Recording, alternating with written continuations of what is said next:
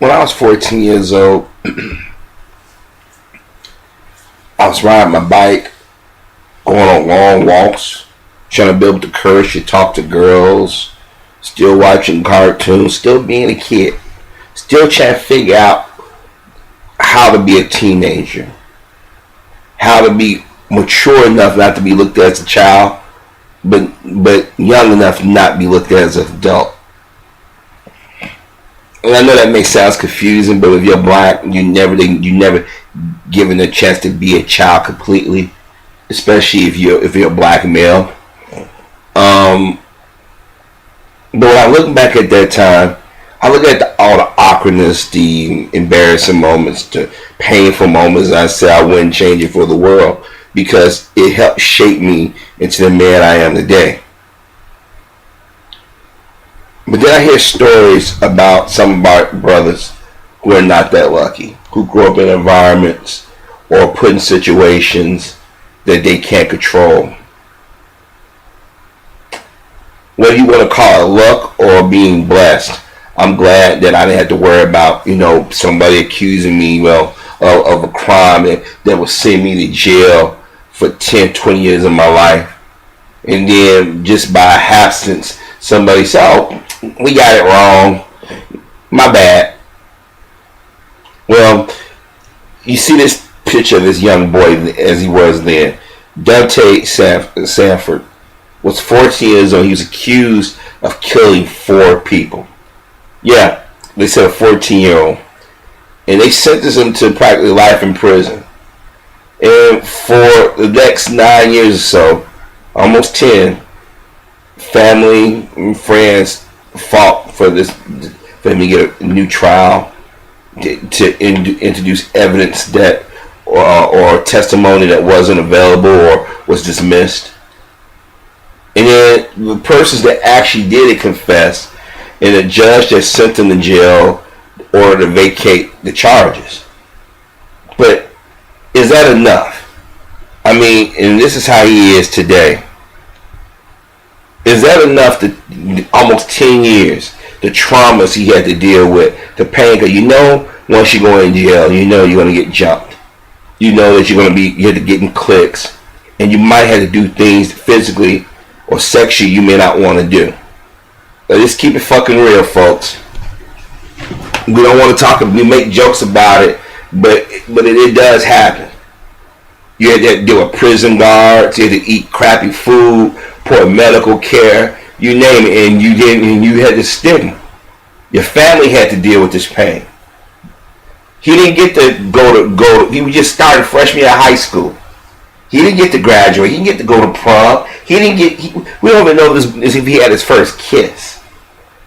We know he ain't been intimate, probably haven't been intimate with a female. All the things that we got to do, take for granted, he never got to do. He don't know how to drive.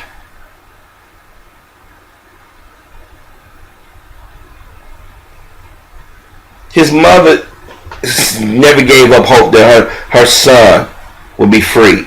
Justice would be served. But almost 10 years of his brother's life. Now, some people say, well, at least he didn't get out of jail when he was in his 40s.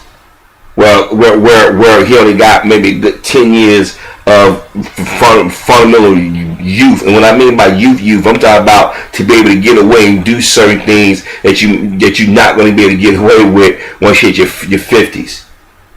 Not saying that 50s are old, but you know what I mean.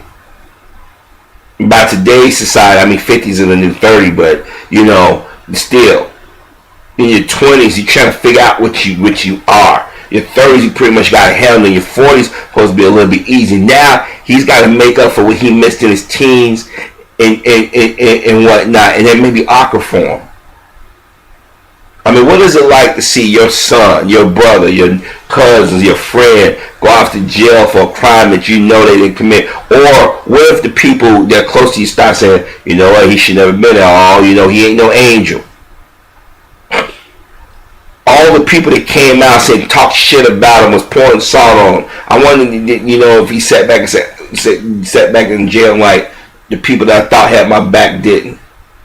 But the judicial system has a history of saying that young black males commit these crimes and then send them in jail, especially those who they perceive as a threat. And what I mean by threat, the ones that ain't gonna go out there and commit crimes or out there gonna do dumb shit. We're the ones to perceive more of a threat than anything. See, the brother in the corner, the brother out there, sister out there doing the criminal act, they ain't a threat. They know they ain't gonna go no further. All they got to rely on is killing or stealing or destroying.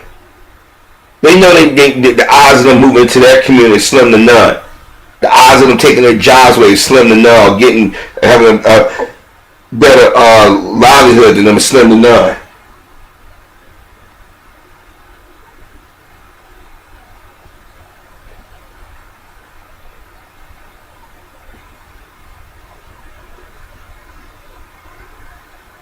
But for some reason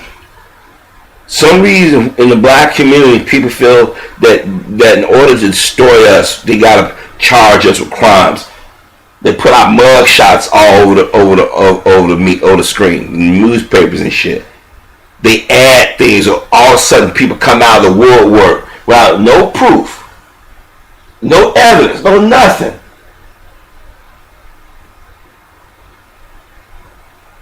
No, none of that stuff, and they sweeping down that this brother committed a crime. And the thing is, it is always some white person that usually finds out or helps these brothers get out. This is why I tell our brothers and sisters, not all of them are bad, because some of them, they know better. They know the justice system is fucked. And I think these two women here picture are part of his legal team. And you see him walking out holding his head down. They say he had diminished mental capacities when they convicted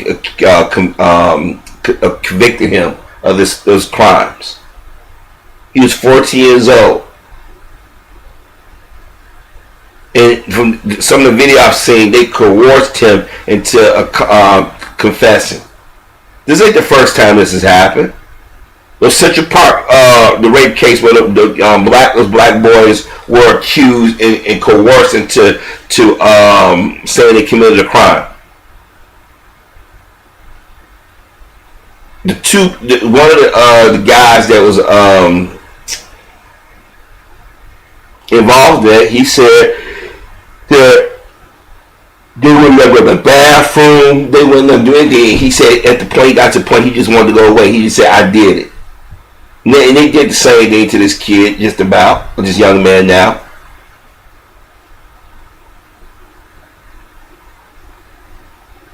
I mean, people say, well, he's 23 years old, he got time. I hope he needs to get, I hope he can get some counseling. He's going to need some counseling, because I don't care anybody say, this is a traumatic experience for him.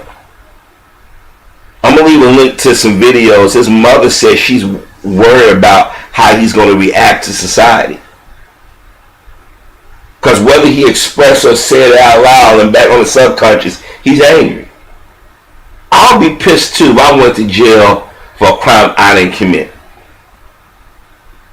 I'm not going to be thinking pleasant. I mean, I'll be happy that I'm out of jail, but you think about the time you lost, your hit to your reputation. In 2007, I was 31 years old.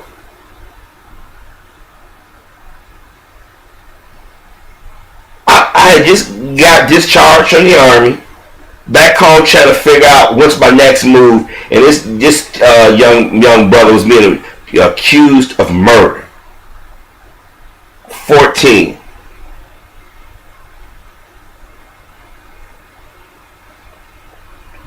I keep telling my brothers and sisters that they're targeting our people. If they're not shooting us down, they're accusing us of some crimes. And if you don't have a good witnesses, or if you're not aware how to talk and deal with them, they will put anything on you. Even if you have all those skills sometimes, they still find a way to come at you.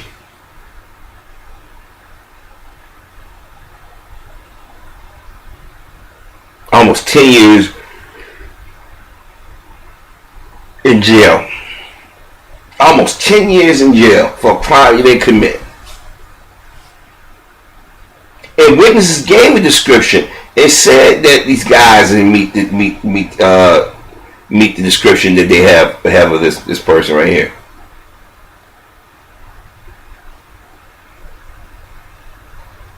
Problem is, they figure we accuse somebody, say they did it, and the court, public opinion, take care of the rest, and people say lock them up, forget about them. And that's what happened to a lot of our brothers. Now, I'm not saying black people don't commit crimes or incapable of committing crimes. There's some bad apples in our community, like any other community. But I guarantee you, when a black person accuses a white person of a crime, they are extremely thorough.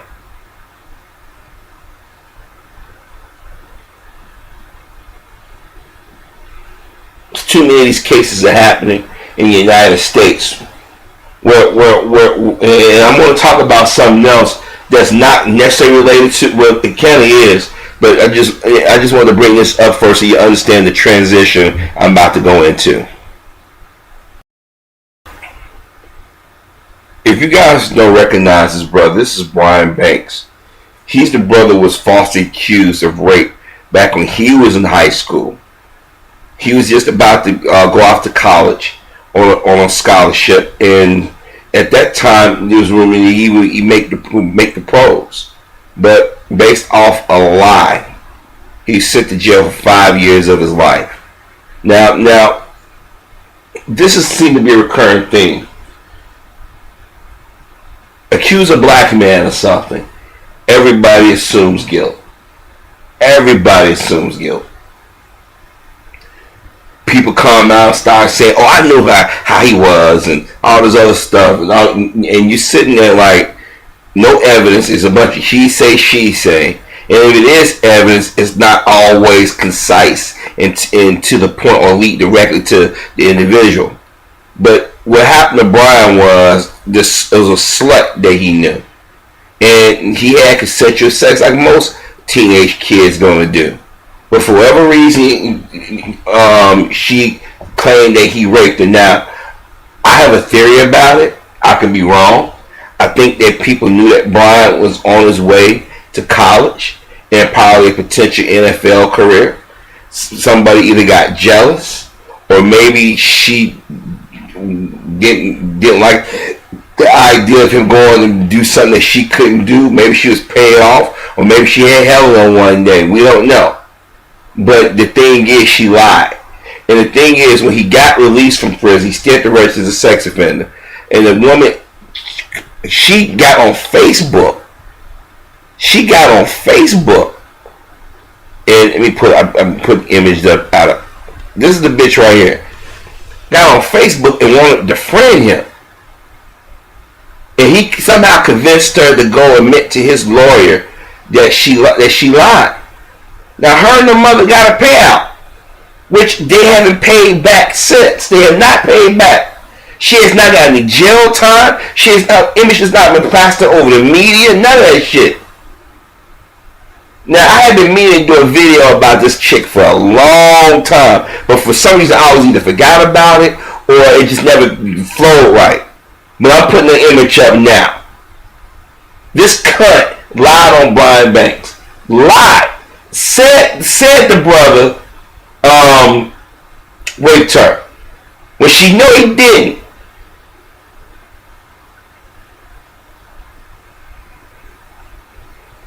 Now there's some of our people who play into helping destroy our own.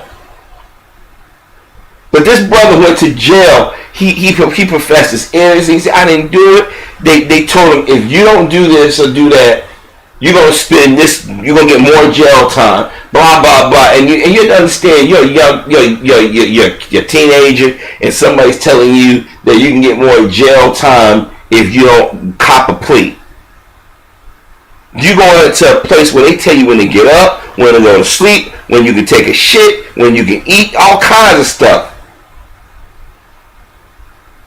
By the grace of God, they caught her ass on camera and they vacated his conviction. But the damage is already done. Now, the previous image you saw, it had an image of Brian Banks and Brock Turner. Now, the motherfucker, the white guy, he got caught raping an unconscious woman. and he got a slap on the wrist, 6 months in jail, and the judge said, I didn't want to destroy his life. Wait a minute, hold the fuck on. Hold the fuck on. This motherfucker gets caught raping a woman, and the judge give him a slap on the wrist. But a brother can be accused with circumstantial evidence or no evidence at all and get almost 20, 30 years in prison. Or any crime that matter. Now you notice this guy got caught red-handed. Witnesses caught him, saw him doing it, DNA that. And then he had a troubled past. His father even got to say his son gonna suffer only a few minutes of fun or whatever. Really? Really? Where your national organization of women at? Where your Gloria Allreds and them men? They all silenced because you know why? He's Caucasian. Remember the Afro boy? Killed 4 people. Violated probation. And still get a slap on the wrist. Black kid got a dime bag, 15 years. Felony, blah, blah, blah. Why can't get a dime bag? Slap on the wrist. You know you shouldn't be doing that. But we know you're young. You're going to make mistakes. So Brian been giving interviews and whatnot, talking about how this guy got stopped on the wrist. But I want to remind Brian, remember, it was this woman that helped play into the system and a stereotype about black men can't control themselves. She and her mother sat back and went along and lied on you. So while I understand you want to call out the system, and believe me, I want to call the system for stopping these motherfuckers on the wrist who actually do crimes. Remember, this woman sent your ass to jail on a lie. On a fucking lie. So let's not get it twisted. There are people out there and within our community that aid into this shit. And I know a lot of us don't want to admit to it, but there are people in our community who will lie. Well, it's a $500 reward. Or it's a $2,000 reward. Well, I'm going to get something out of it. Well, I don't hate that motherfucker, so I'm going to lie and say he or she did something. But that's still, but at the same time, the prison sentence, the lack thereof, is glaring. I want y'all to listen to this, what they're going to say about this motherfucker rapist. Not Brian, but Brock. New details about that Sanford swimmer who's behind bars. About that Sanford swimmer. Notice they didn't say his name, they said that Sanford swimmer. Sexual assault. Brock Turner was sentenced to 6 months in jail for attacking an unconscious woman behind a dumpster. Court documents show at a party the night the victim was assaulted, a woman said Turner suddenly grabbed and kissed her. They also revealed that Turner was drinking excessively and using drugs before he enrolled at the university. Prosecutors say they dug up dozens of text messages in which the swimming star brags about drinking and doing drugs. An update. Now, you see that.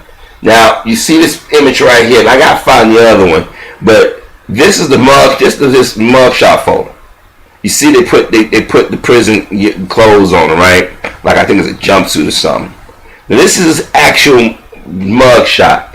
The other day when they convicted him and whatnot, they took another mugshot. But they took the one where he had his hair cut, sort of like, you know, when George Zimmerman did, he shaved the beard off and gained weight. Well, this is similar. He didn't gain weight, but he showed his hair, maybe like he was an innocent bystander. And the media went right along with it by showing it. Now some of the media said, no, that's not his mug shot. We want to see the actual mug shot, which this is a mug shot. And I'm gonna go see if I can find the image of his where they try to put up to try to paint him as an innocent little lamb. Here's the image they try to push off on the media. They didn't want you to see the image where his hair was all frizzed out. They didn't want you to see this image of him. See, even when they get caught doing something heinous, they're gonna make them the victim or innocent. This is why I keep telling y'all, everybody jump on Bill Cosby and you say you need to ask yourself, why are they protecting the images of these women? Why are they protecting the men in their lives they supposedly told or didn't tell? Why is it that black men are presented as the most violent, the most evil? I mean, that's a rhetorical question. I mean, a lot of us already know the answer. But then again, a lot of our younger brothers and sisters don't get it till it's too late. Brian went to jail for 5 years. He gets out, he still had to register.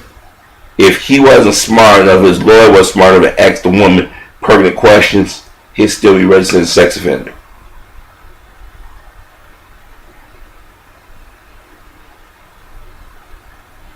You see, when we get accused of crimes, we never get the benefit of the doubt.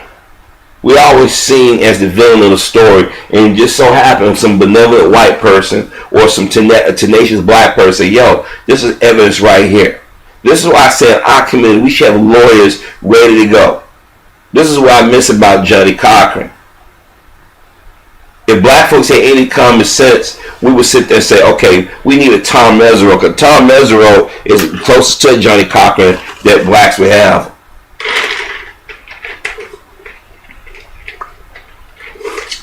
Excuse me, chewing some ice. It's fucked up.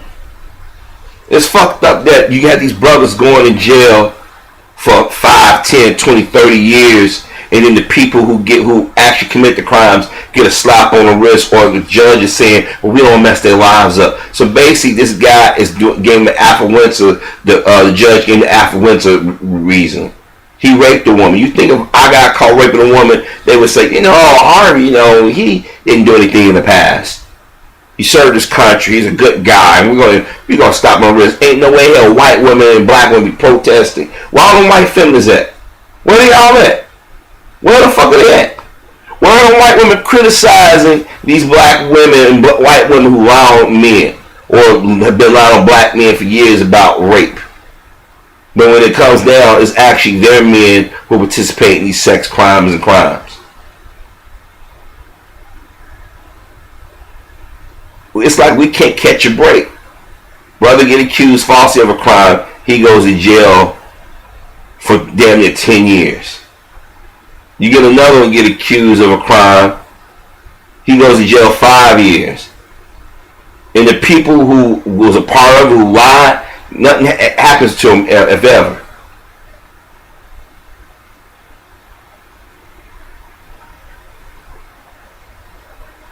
I mean, when you sit back and you think about it, how evil people are to sit there and lie or give people a pass commit the most heinous crimes, and yet participate in playing into stereotypes about us. I'm gonna leave some links to these videos, but I'm telling y'all right now, it's fucked up. It's really fucked up how we catch hell over nothing, and that those who actually perpetrate the crimes and whatnot get to do whatever they want, keep continuously do it. It's fucked up, man. It's really fucked up. But I understand Brian's complaining or talking about it. But Brian, remember, should be your main focus. And to tell you, the judicial system need to start charging people who make false claims or tamper or falsify records or whatnot. That's the way you're going to deter people from doing this shit.